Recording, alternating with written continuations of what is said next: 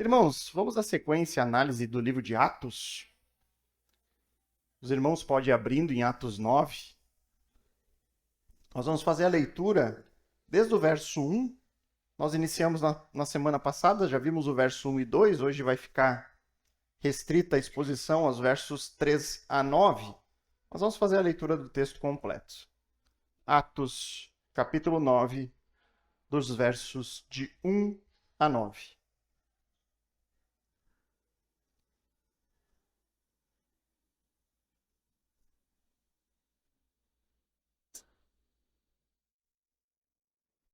Então acompanhe comigo a leitura do texto.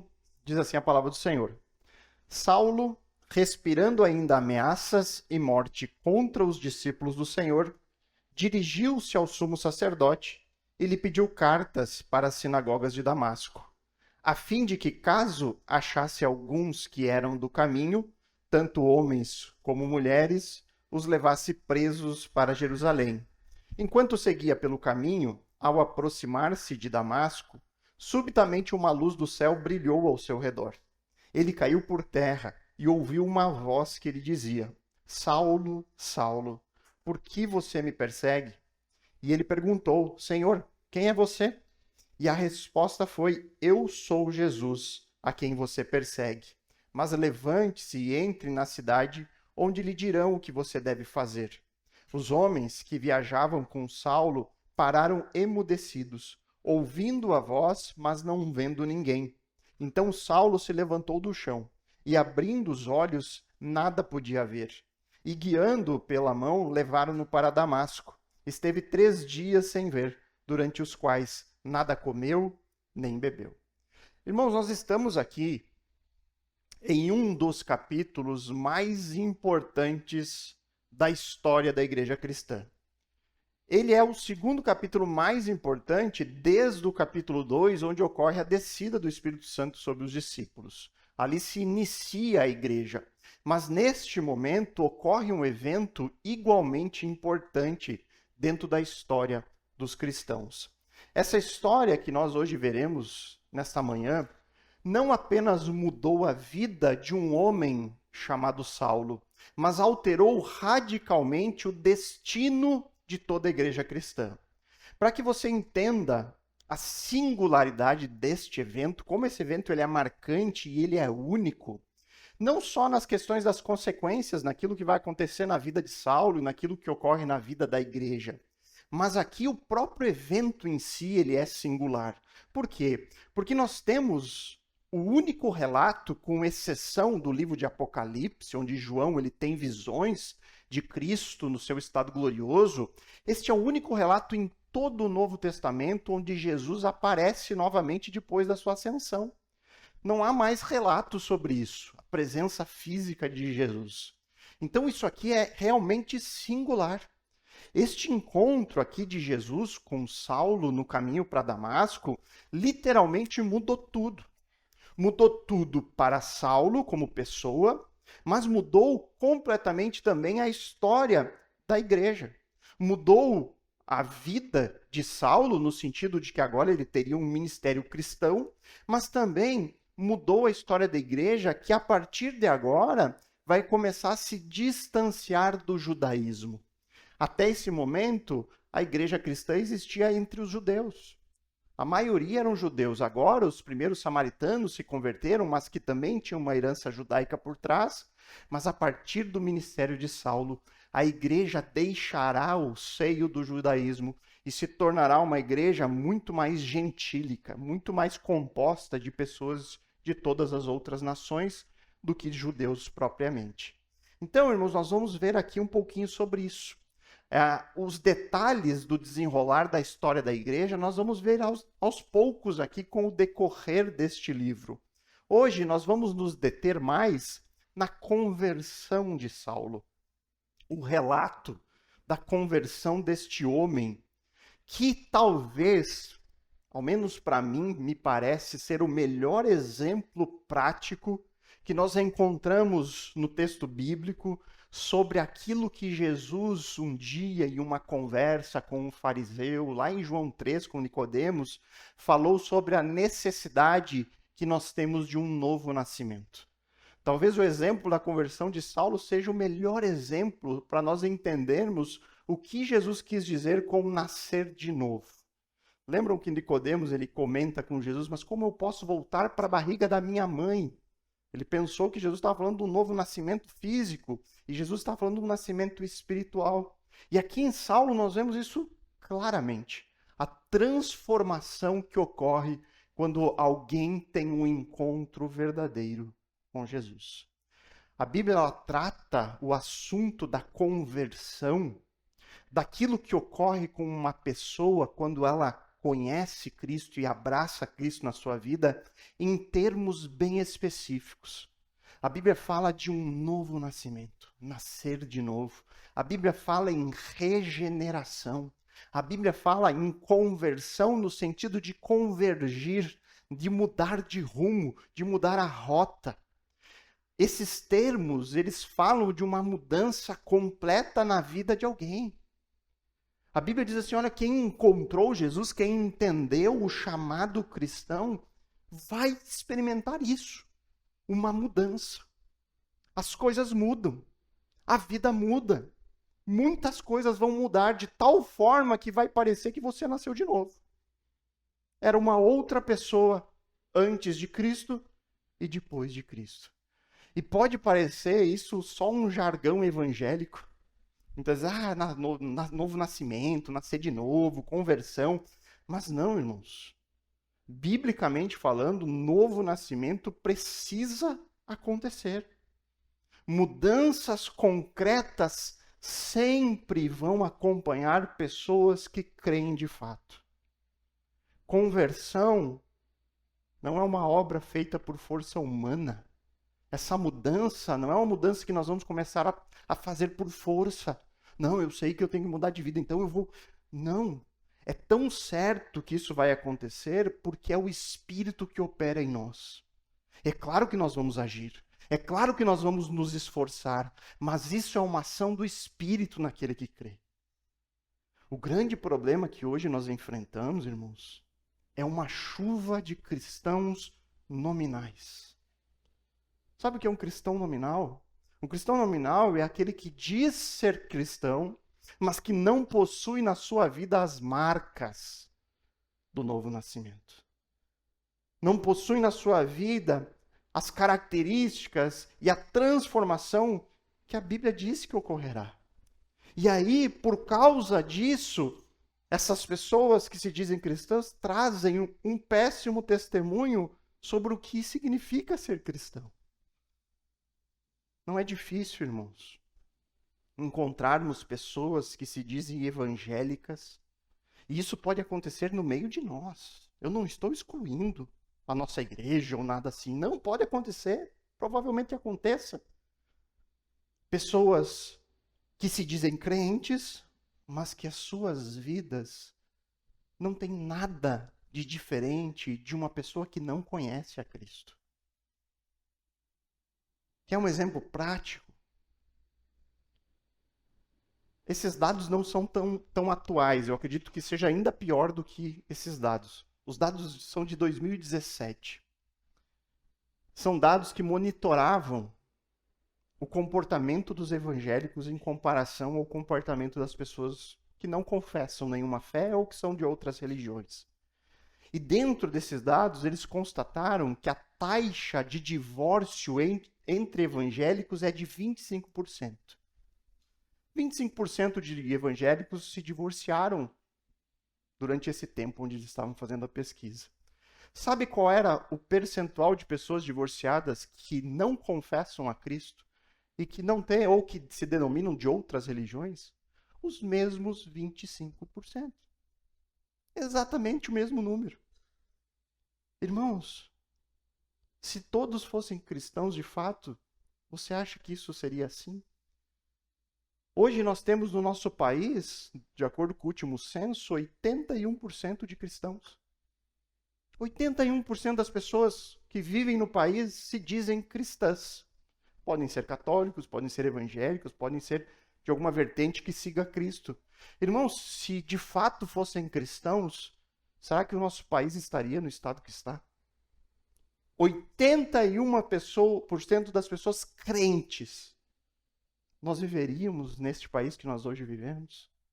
Esse é o ponto, queridos. O que nós veremos hoje é um exemplo concreto de como é impossível ter um encontro com Cristo, um encontro pessoal com Ele e permanecer da mesma maneira.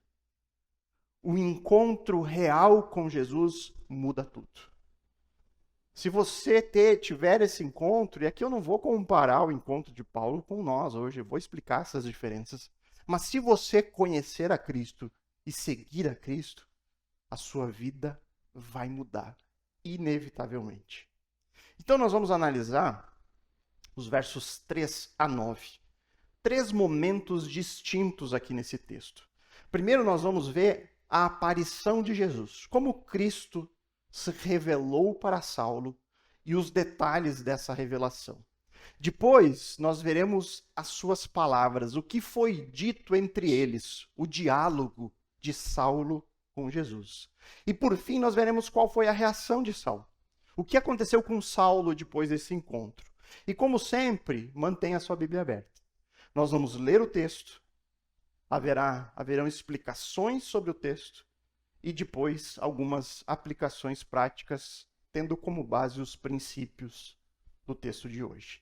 Então vamos iniciar analisando a maneira como Cristo aparece para Saulo, a aparição de Jesus nos versos 3 e 4. Diz ali a palavra do Senhor: enquanto seguia pelo caminho, ao aproximar-se de Damasco, Saulo e seus amigos, seus companheiros, subitamente uma luz do céu brilhou ao seu redor.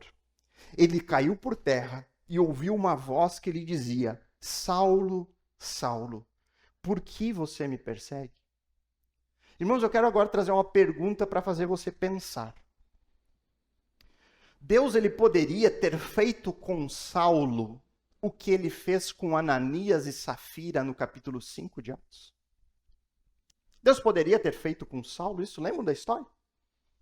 Ananias e Safira eram 2 supostos discípulos de Jesus que estavam ali com os apóstolos e eles mentem.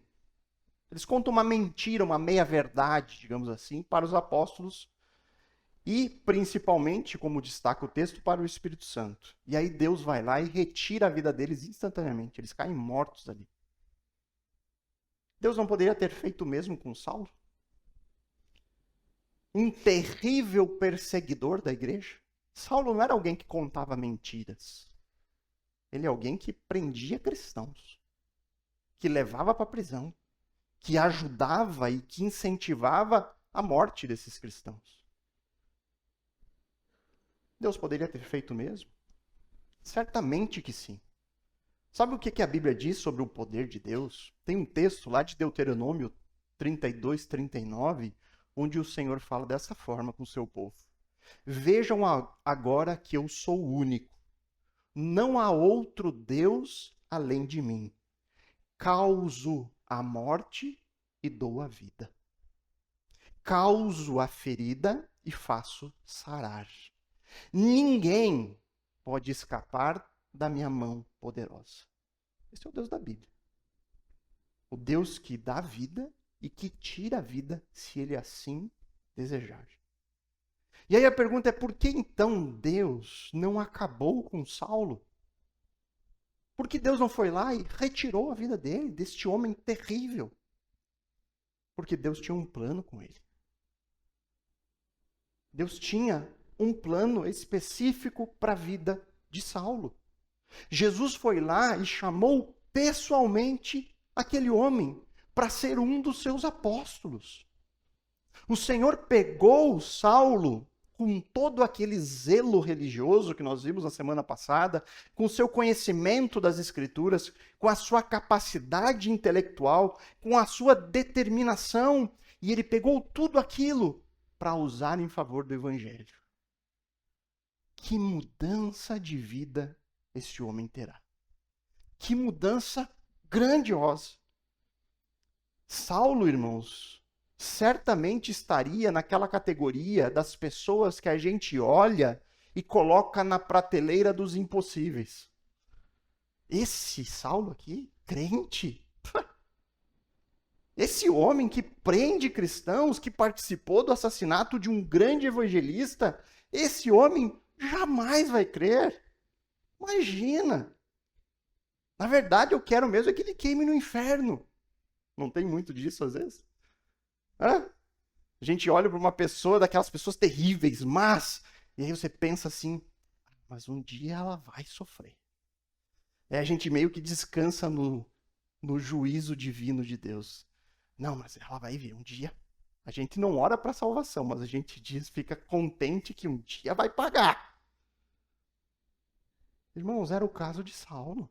Se nós víssemos Saulo hoje, nós diríamos isso, quero que queime. Olha o sofrimento que ele está trazendo para nós. Ele nos persegue, nos prende.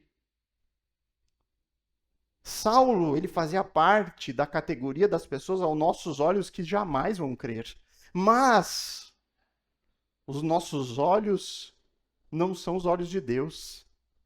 Porque aos olhos de Deus, Saulo estava na categoria, na prateleira dos eleitos. Na prateleira de Efésios, capítulo 1, versos 4 e 5. Antes da fundação do mundo, Deus nos escolheu nele para sermos santos e irrepreensíveis diante dele. E em amor nos predestinou para ele, para sermos adotados como seus filhos por meio de Jesus Cristo, segundo o propósito de sua vontade. Quem escreve isso é Saulo. Saulo reconheceu que Deus tinha um propósito com a vida dele. E Deus foi lá e, em amor, o resgatou. A maneira como Jesus faz esse resgate de Saulo, a maneira como Jesus vem a Saulo e se revela a ele, isso demonstra de maneira inegável a intencionalidade de Deus em salvar. O Senhor planejou que Saulo era dele e ele foi lá buscar, segundo o propósito da sua vontade. É aquilo que nós chamamos, é uma graça irresistível. Saulo teria como resistir a isso? Não existem barreiras intransponíveis para Deus. Não existe essas pessoas que nós, na nossa cabeça, colocamos, esse não vai crer. Não existe. Deus sabe como alcançar cada um dos seus. Ele sabe como atrair cada uma das suas ovelhas para dentro do seu aprisco. Aqui em Atos, irmãos, para que você saiba, existem 3 relatos sobre esse mesmo episódio. Lucas ele conta em 3 momentos a conversão de Saulo. Você tem este relato de Atos 9, você vai encontrar lá em Atos 22 e depois em Atos 26. São 3 vezes onde é contada a conversão de Saulo. E nos 3 registros nós encontramos informações diferentes do evento, que vão se complementando. E aí nós conseguimos, com base nesses 3 relatos, uma visão muito precisa do que aconteceu. E o que esses registros nos contam? Que possivelmente Saulo e os seus companheiros de viagem, eles estavam aqui no 5º ou 6º dia da viagem entre Jerusalém e Damasco. E aí, por volta do meio-dia, eles foram surpreendidos com uma luz intensa. Essa luz foi descrita por Lucas como mais brilhante que o sol. Imagina que era meio-dia. O sol já estava brilhando. E essa luz era ainda mais brilhante do que isso. Neste momento, Saulo ele é lançado ao chão. E aí nós sabemos, por meio dos outros relatos aqui em Atos, que os amigos, e aqui também nesse relato também fala um pouco, que os amigos de Saulo, eles viram a luz, eles enxergaram essa luz, mas eles não viram ninguém dentro da luz. Eles ouviram a voz, mas eles não conseguiram entender o que estava sendo dito. Deus sabia como alcançar Saulo, o coração deste homem. E essa maneira como Jesus se apresenta, ela é muito similar há muitas outras teofanias nas Escrituras. Para quem não sabe, uma teofania é uma manifestação visível de Deus. Deus, ele é espírito. Deus não tem uma forma física visível. E aí, em alguns momentos, Deus ele se revela em manifestações físicas. Lembram de Moisés? Quando ele encontra Deus, como é que Deus se manifestou ali? Por meio de uma sarça ardente, uma árvore que pegava fogo e não se consumia. E a voz saía dessa teofania, dessa manifestação visível. Saulo ele conhecia muito bem essas histórias. Ao se deparar com a manifestação de Deus ali na estrada, naquele momento, a reação de Saulo ela é muito parecida com outros relatos bíblicos, de pessoas que viram a glória de Deus. Olha o que Ezequiel fala no capítulo 1, verso 28. Ele diz assim, quando ele viu a glória do Senhor, ele diz assim, esta era a aparência da glória do Senhor. Ao ver isso, caí com o rosto em terra e ouvi a voz que falava. Também o apóstolo João, em Apocalipse, quando ele cita a visão de Jesus em sua glória, ele descreve que o sol, ou o rosto de Cristo, brilhava mais do que o sol na sua força. Qual foi a reação do apóstolo João ao ver isso? Ele conta em Apocalipse 1,17, ao vê-lo, caí aos seus pés como morto. Você percebe a semelhança? É exatamente assim. Ao ver a manifestação da glória de Deus, Saulo caiu ao chão. Assim como foi Ezequiel, assim como foi com João. Ao se manifestar de uma maneira semelhante às do Antigo Testamento, Jesus também chama Saulo e ele repete o nome Saulo, Saulo. Isso também não é por acaso, irmãos. Porque quando nós vamos para o relato lá de Moisés, como Deus chama Moisés? Moisés, Moisés. Ou seja, Jesus sabia exatamente como quebrar as barreiras do coração de Saulo. A revelação que Jesus deu a Saulo era para não deixar dúvidas de que aquilo vinha de Deus. O mesmo Deus que ele achava defender. O mesmo Deus que ele dizia crer, o Deus de Abraão, de Isaac, de Jacó, de Moisés, o Deus que entregou a lei que ele tanto dizia proteger. Deus sabia como alcançar ele. Deus não poderia deixar margem para dúvidas no coração de Saulo. Fui eu que te encontrei. E aqui, irmãos, nós já podemos tirar algumas lições práticas.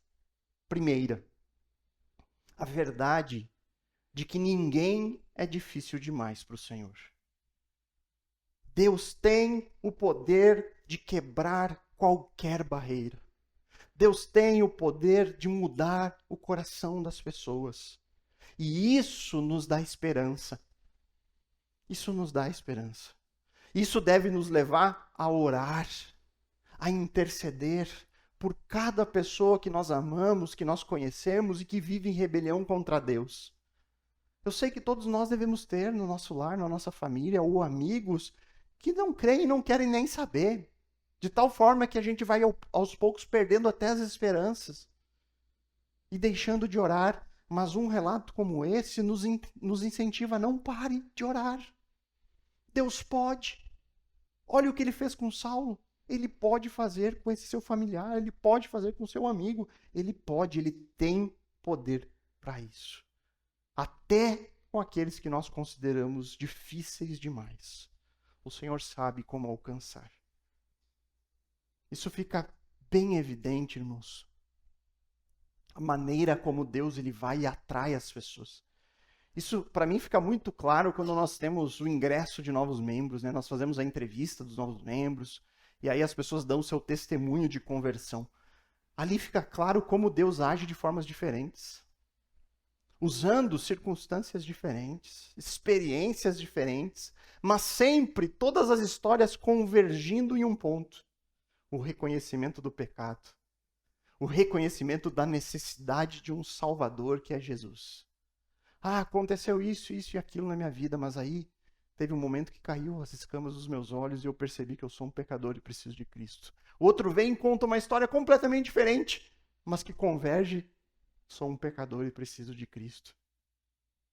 Para alguns, bastou ouvir uma pregação. Eu frequentei uma igreja, ouvi uma vez e aquilo para mim foi definitivo. E tem outros que passam longas experiências. Já fui em espiritismo, já fui não sei aonde, já fui. Mas até o momento em que o Senhor foi lá e me buscou, me mostrou a verdade. Deus usa experiências diferentes, eventos diferentes. Para alguns, uma simples pregação é suficiente. Para outros, Deus deu experiências até difíceis de explicar. Você olha e, nossa, será que isso aconteceu mesmo? O irmão conta que viu coisas e não sei o que, ele fica sempre, né? Eu sou bem incrédulo com algumas coisas. Eu fico, será que... Mas a conversão, onde converge esse momento é, por aquilo eu decidi por Cristo. Quando isso aconteceu, eu percebi que Jesus é Senhor. Mais uma vez, irmãos, fica o contraste daquilo que é comum e do que é extraordinário. Na maioria das vezes, o Senhor atua de forma comum. Pregação, um evangelismo. Deus sabe como alcançar, mas talvez para alguns Deus precise dar uma experiência que seja inexplicável. Talvez seja a única forma de quebrar todo o pecado e a dureza. Mas, irmãos, é sempre importante dizer, mesmo na Bíblia, essas experiências, como a de Saulo, sempre são a exceção. Nunca são a regra. O mais comum é, eu ouvi a pregação e me converti. Mas vai ter casos que isso pode acontecer. Mas toda experiência precisa passar pelo crivo da palavra. Compare na experiência de Saulo como ele tinha uma base de comparação com coisas que já aconteceram. Ele podia comparar a experiência dele com outras experiências do passado, contidas na Bíblia, e dizer, essa experiência veio de Deus. Da mesma forma conosco, irmãos. Toda a nossa experiência, que é pessoal e cada um tem a sua, tem que ser comparada com o crivo da palavra. Sobre o risco de nós passarmos a valorizar demais experiências e achar que todo mundo tem que ter um encontro sobrenatural e místico com o Senhor. Isso é um perigo, irmãos. É um perigo. E eu digo isso porque hoje em dia, existem muitos lugares que dizem chover milagres todo domingo. Muitos lugares dizem chover experiências sobrenaturais todo domingo. Mas em muitos desses lugares não há estudo da palavra. As pessoas não conhecem nada ou quase nada da Bíblia. Se você der a Bíblia e pedir para abrir em Abacuque, ela nem sabe que existe. Como é possível isso, irmãos? O Espírito Santo atuando de maneiras sobrenaturais e afastando as pessoas da palavra. Isso é completamente incompatível. Então, nós vimos aqui a maneira como Jesus aparece para Saulo e como isso foi intencional para ganhar o coração daquele homem. Deus tinha um propósito com ele. Agora nós vamos ver com cuidado o que foi dito entre ele, as palavras especialmente de Jesus. Veja os versos 4 e 6 aí na sua Bíblia. Diz ali, ele caiu por terra e ouviu uma voz que lhe dizia, Saulo, Saulo, por que você me persegue? Ele perguntou, Senhor, quem é você? E a resposta foi, eu sou Jesus a quem você persegue. Mas levante-se e entre na cidade, onde lhe dirão o que você deve fazer. Então, depois de ter chamado Saulo pelo nome, Jesus realiza uma pergunta que certamente deixou Saulo atordoado. Deixou ele em parafuso.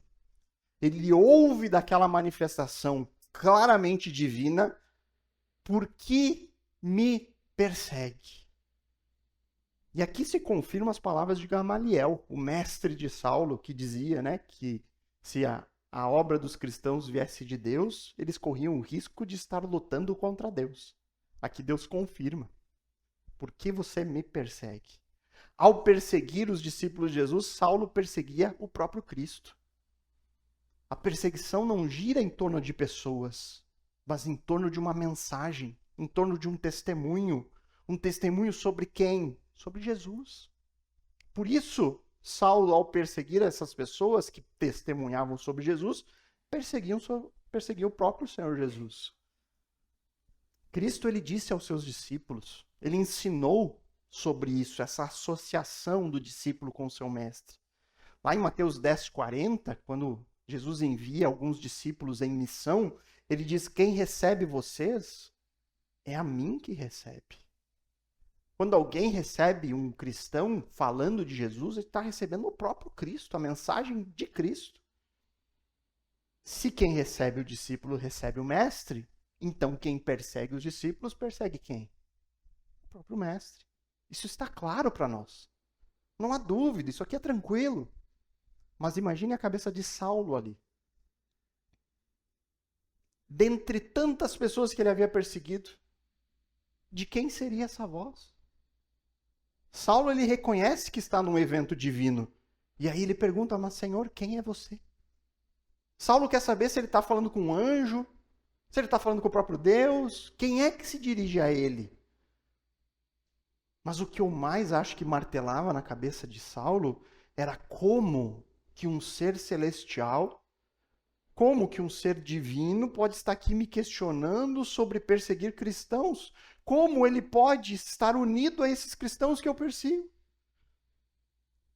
Tente pensar como Saulo aqui. O que se passava na cabeça de Saulo? Saulo estava convicto de que perseguir cristãos era a vontade de Deus. Aí do nada, de repente, fora da cidade santa, fora dos muros daquela cidade sagrada, de uma maneira singular, que não ocorre a qualquer momento, numa experiência sobrenatural, exceção dentro do registro bíblico, Saulo ele se vê sendo confrontado por um ser divino, que ele não sabe ainda quem é, sobre aquilo que ele acha que é o certo. E aí vem a pergunta que ele faz: Senhor, quem é você? Por favor, me diga logo. Me conte logo o que está acontecendo. E aí vem a resposta de Jesus. E aqui eu fico imaginando, irmãos, e aqui é conjectura, né? Se neste momento foi que Jesus ele se faz visível da luz. Tinha só aquela luz. Senhor, quem é você? E neste momento Jesus meio que surge na luz. Ou dá um passo para fora da luz. E aí ele diz: eu sou Jesus. Eu sou Jesus a quem você persegue. Lembram que Saulo ele esteve lá com Estevão na morte dele, né? E aqui também eu me pergunto, será que Saulo ouviu as últimas palavras de Estevão? Eu acredito que sim. E se esse for o caso, Saulo aqui deve ter lembrado de Estevão. Estevão disse: eis que vejo o céu aberto e o Filho do Homem em pé, à direita de Deus. Estevão falou antes da sua morte: Jesus está vivo, ressurreto. Ele ressuscitou dos mortos, está agora no céu, junto com Deus. Eu estou vendo isso agora com os meus olhos. Se esse for o caso, Saulo, neste momento, ficou sabendo que Estevão estava certo. E o tempo todo ele estava errado. Ao pensar que estava fazendo a vontade de Deus, ele descobriu que ele estava lutando contra Deus. Quando ele perseguia a igreja, no fundo ele perseguia o próprio Senhor Jesus. Saulo agora teria que lidar com isso. Teria que lidar com essa verdade. Uma verdade que mudaria por completo a sua vida. E aí a resposta de Jesus, ela termina com uma ordem. Jesus, ele diz quem ele é e ele lança um imperativo, né? Uma ordem clara. Levante-se e entre na cidade, onde lhe dirão o que você deve fazer. Isso aqui é importante ser destacado, o tom enfático de Jesus. Jesus diz: olha, eu sou Jesus a quem você persegue. Vá e faça o que eu estou dizendo. Vá e você vai ter mais resposta. É como se Jesus dissesse, olha, eu estou te chamando. E agora, a sua única opção é obedecer o meu chamado.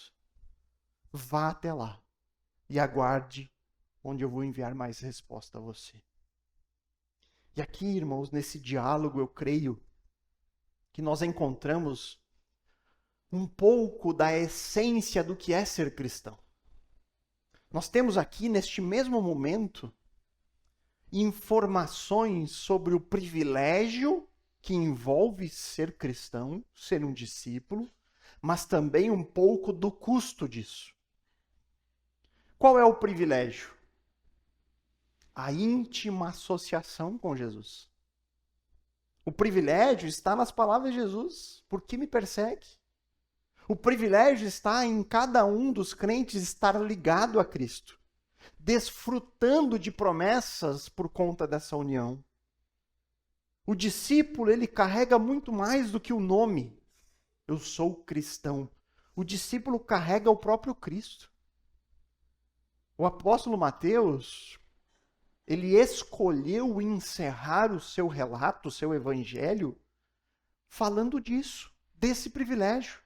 As últimas palavras de Mateus, em Mateus 28, 20, as palavras que são palavras de Jesus, e ele relatou, é quando Jesus diz assim, e eis que estou com vocês até o fim dos tempos. Eis que estou com vocês todos os dias, até a consumação.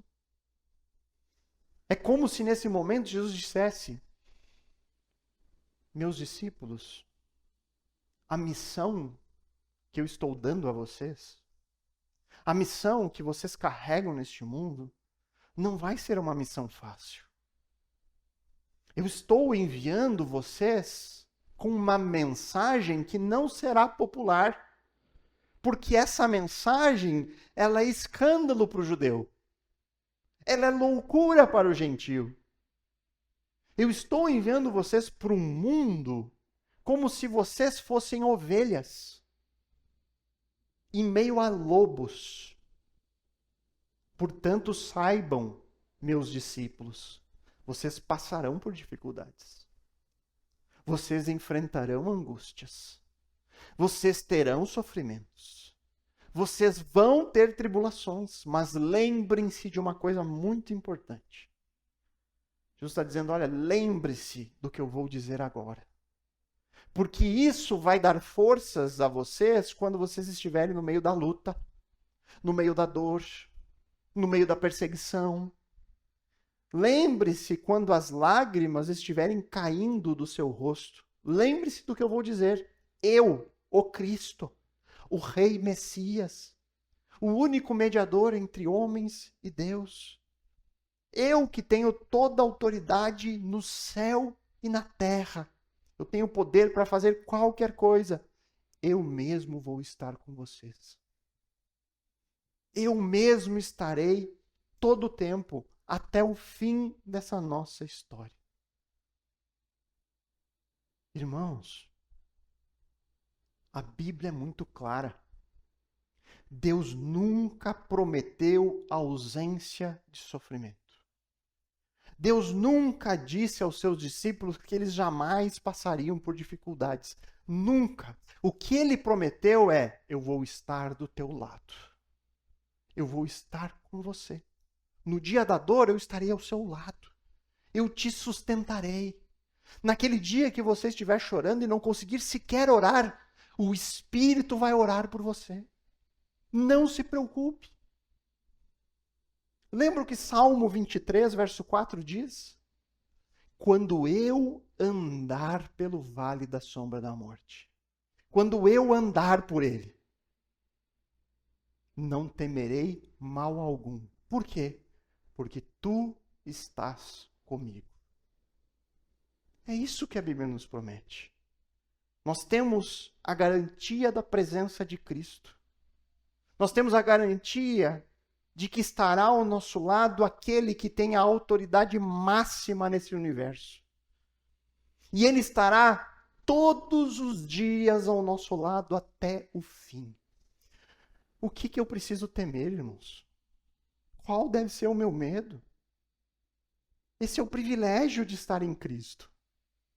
Esse é o privilégio de crer em Jesus e andar com Ele. Ele estará conosco para sempre, sempre pronto para nos socorrer. Mas aqui também existe o relato acerca do custo de seguir a Cristo.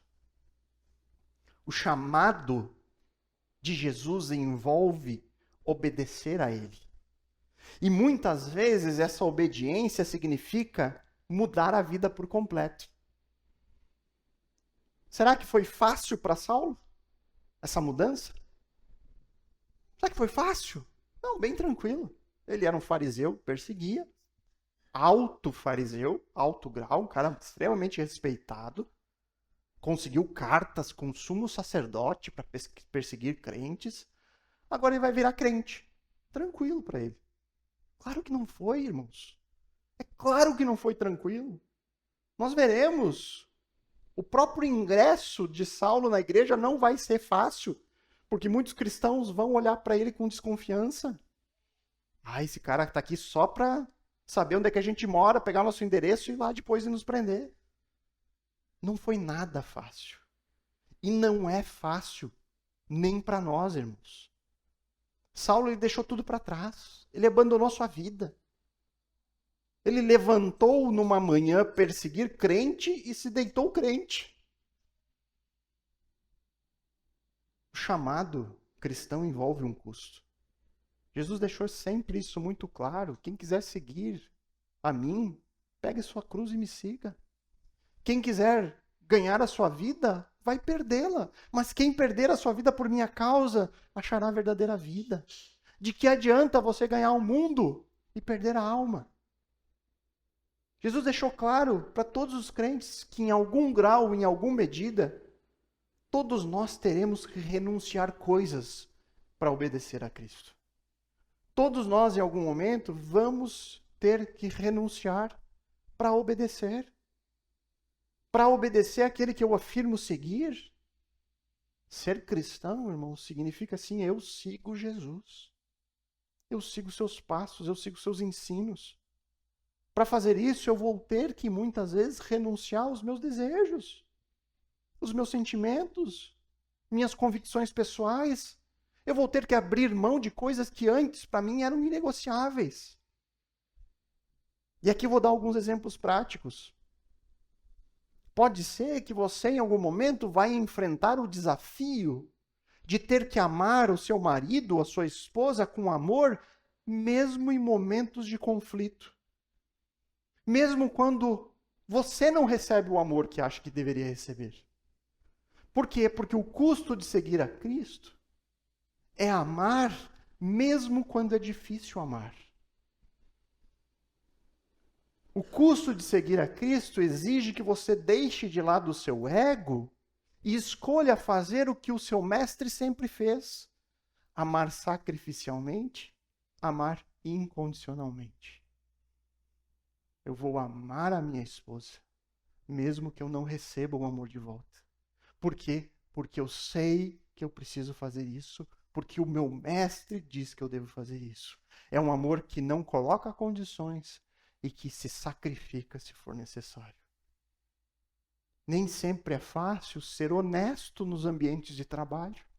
Por quê? Porque nós vivemos pressões por resultado, vivemos um país com alta burocracia, o Estado trabalha contra os empresários, e isso pode levar muitas pessoas à desonestidade, sonegação de impostos, né? Desvio aqui, desvio ali, caixa dois.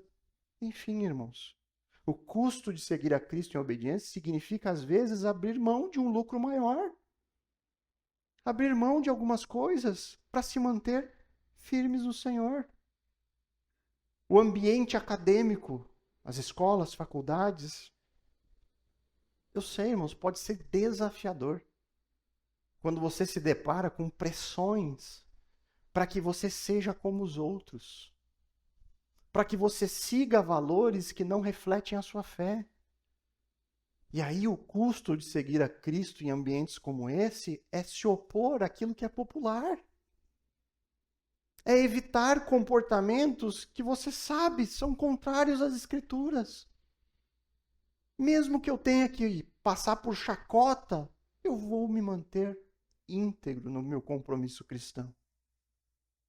Talvez você possa estar tendo dificuldades de expressar a sua fé publicamente, porque tem medo de julgamento, tem medo da rejeição.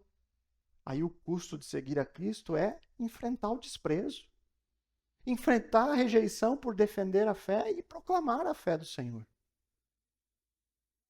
Para alguns pais, talvez seja um desafio educar seus filhos em um ambiente saturado de influências negativas e que muitas vezes vem da própria família,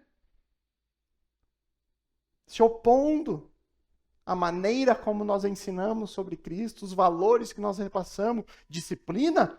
Não, Deus o livre, não faça isso. Varadinha?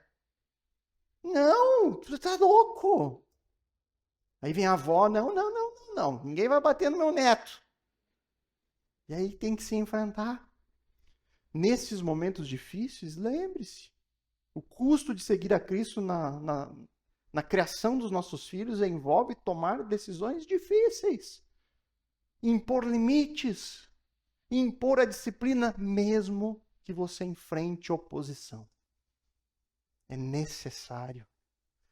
Então, irmãos, isso aqui são exemplos, aqui poderia citar N exemplos. São exemplos simples da nossa vida diária que demonstram que não será fácil. Não será fácil se posicionar como cristão. Jesus disse isso, mas ele também disse que vai valer a pena. O privilégio de ser cristão excede enormemente os custos do discipulado. Nos momentos difíceis, jamais esqueça. Jesus está com você. O Senhor está ao seu lado o tempo todo. Então vamos analisar agora a reação de Saulo nos versos 7 a 9. Os homens que viajavam com Saulo pararam emudecidos, ouvindo a voz, mas não vendo ninguém. Então Saulo se levantou do chão e, abrindo os olhos, nada podia ver. E guiando-o pela mão, levaram-no para Damasco. Esteve 3 dias sem ver, durante os quais nada comeu, nem bebeu. Aqui Lucas nos fala um pouco sobre os companheiros de viagem de Saulo. Ele diz que eles ficaram emudecidos, ou seja, paralisados de medo. Foi algo realmente impactante. Eles ficaram parados, não conseguiam nem falar. Eles ouviram o som de uma voz, mas não conseguiram compreender que era Jesus ali falando e levando Saulo à conversão. Ouviram a voz, mas não puderam ver quem estava falando ali. E por que isso aconteceu? Por que eles não conseguiram ver nem ouvir? Irmãos, nós caímos novamente na soberania de Deus. Deus tinha os seus planos com Saulo. Jesus foi ali resgatar um homem pelo qual ele tinha planos. Fazer dele o apóstolo aos gentios. Somente Saulo compreendeu aqui. Somente ele conseguiu enxergar, ouvir a mensagem, e somente ele ficou cego. Nós não sabemos o que aconteceu com os outros. Isso aqui é uma boa perguntinha para levar para o céu, né? Quando nós estivermos com o Senhor, o que aconteceu com eles? Né? Não contaram para nós? Eles se converteram, não se converteram? Qual foi o paradeiro? Não sabemos. E aí o texto continua dizendo, então Saulo se levantou do chão e, abrindo os olhos, nada podia ver.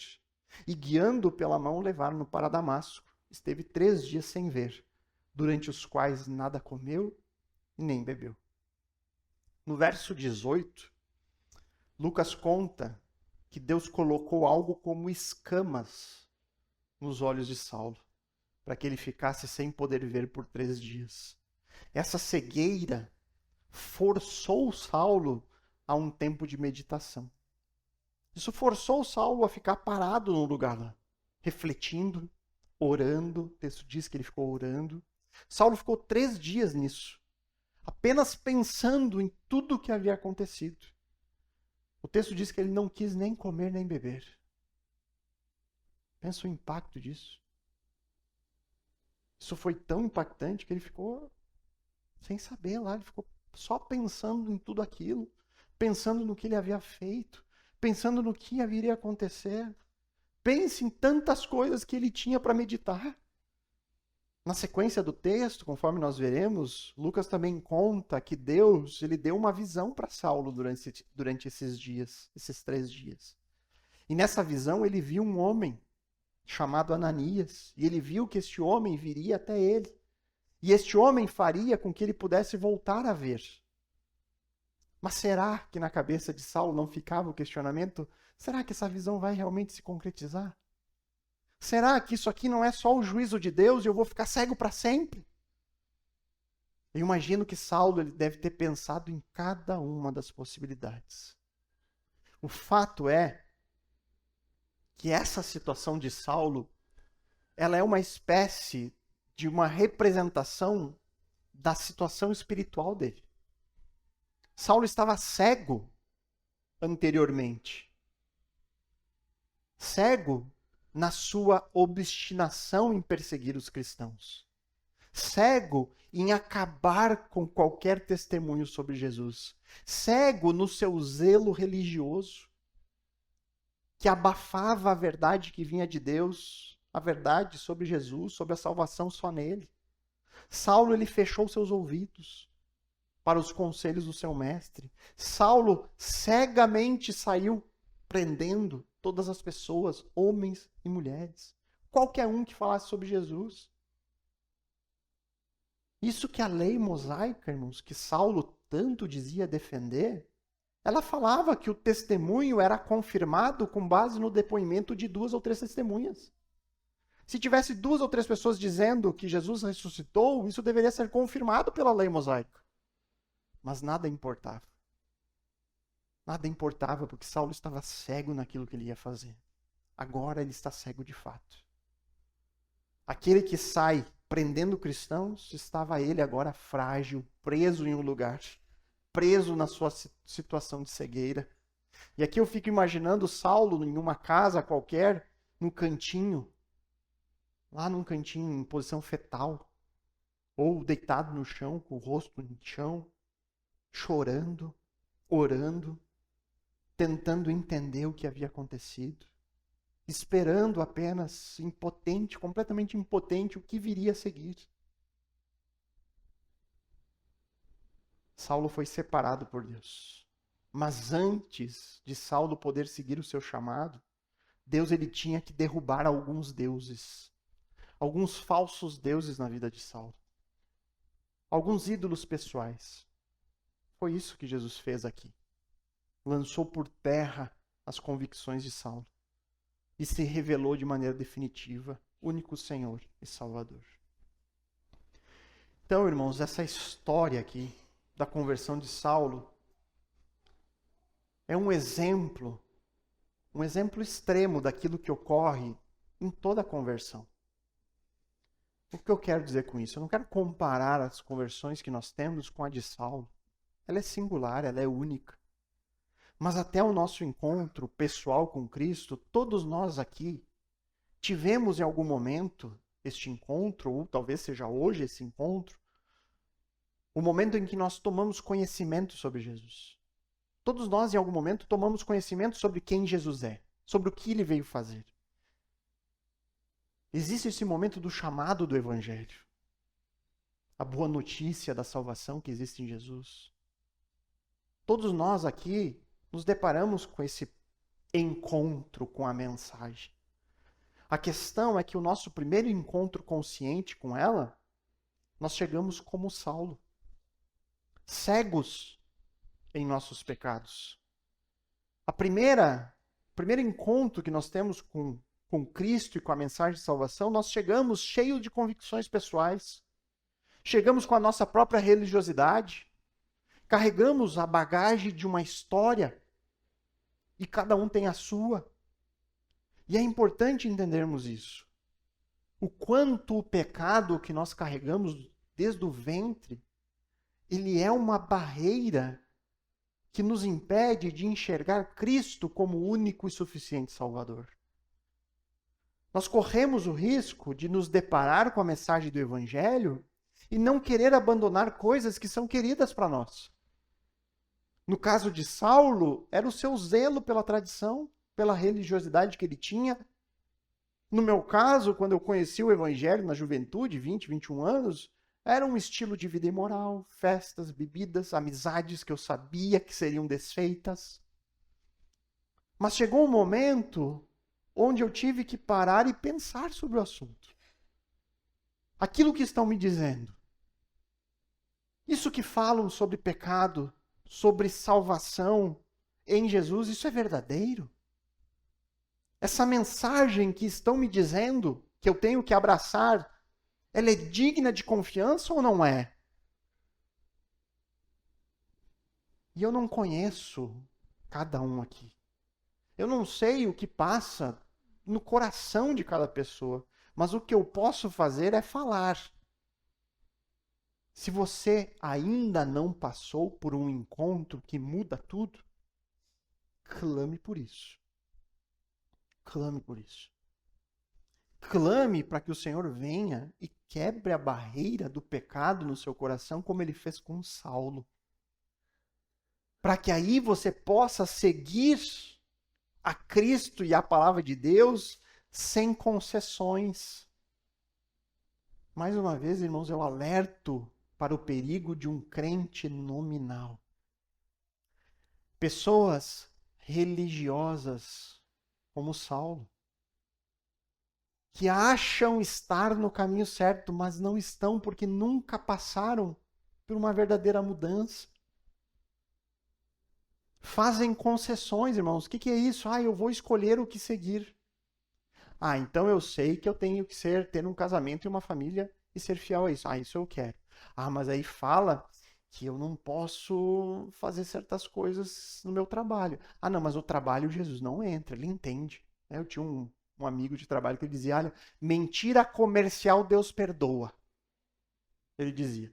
Mentira comercial Deus perdoa. Vamos vender mais caro aqui, vamos dizer que é o nosso melhor preço, porque Deus perdoa essas coisas. Isso é fazer concessão.